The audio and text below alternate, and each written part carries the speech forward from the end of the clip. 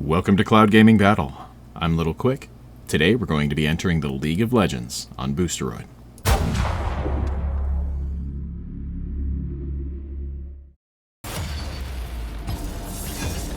League of Legends is one of the longest lasting and most successful multiplayer games of all time.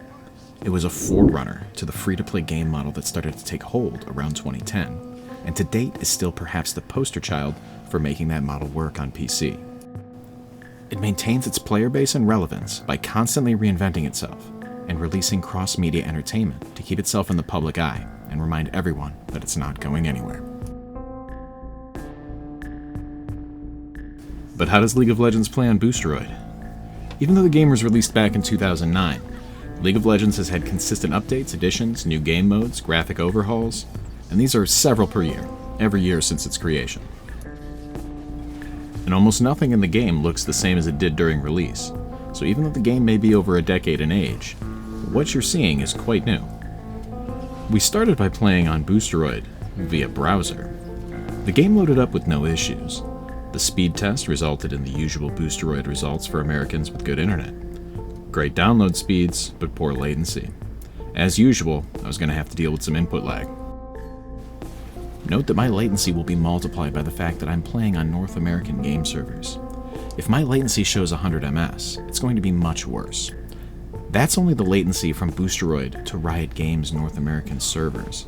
I'm streaming off of a system in Romania, but then that input is going back to North America, to their servers, then back to Romania, and then that stream is finally coming back to me. That's a lot of continent hopping in a PvP multiplayer game where every moment's going to matter in combat. It's playable, but last-hitting minions can be difficult, and getting used to it means that I'm getting less used to playing at my normal latency. The game runs at medium to low settings. Boosteroid requests that you don't change these. I follow directions and I leave them alone, though I bet League could probably run at a higher clip. It's not the most demanding game, and these are the settings I'd use in a 10-year-old PC.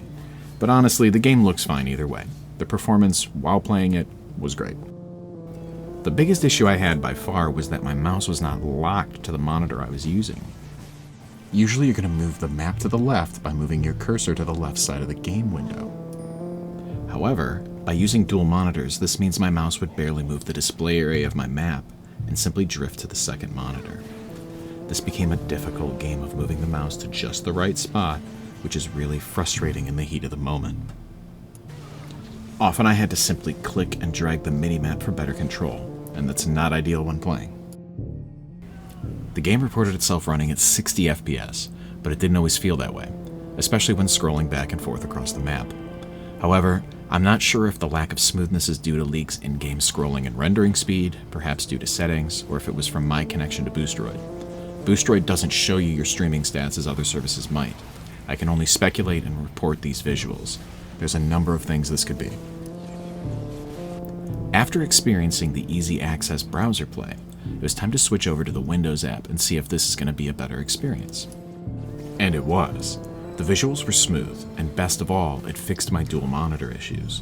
The application locked my cursor to the game screen and allowed me to play with no problems manipulating the visible map area.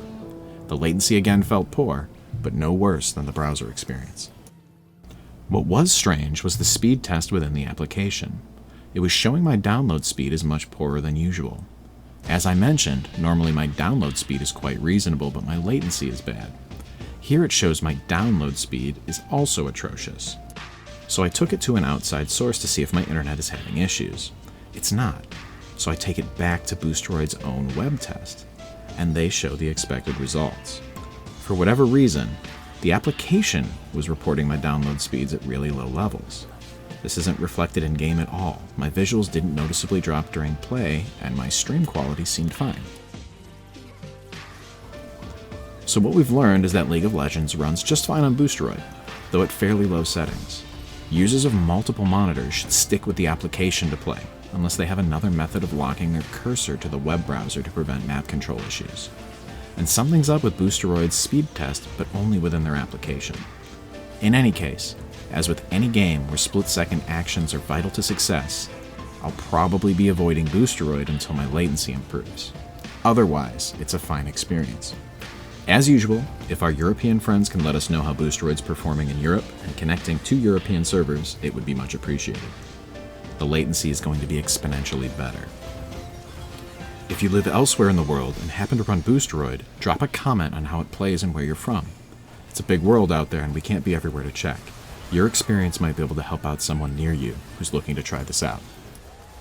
If you enjoyed the video, be sure to like and subscribe to keep us doing what we're doing.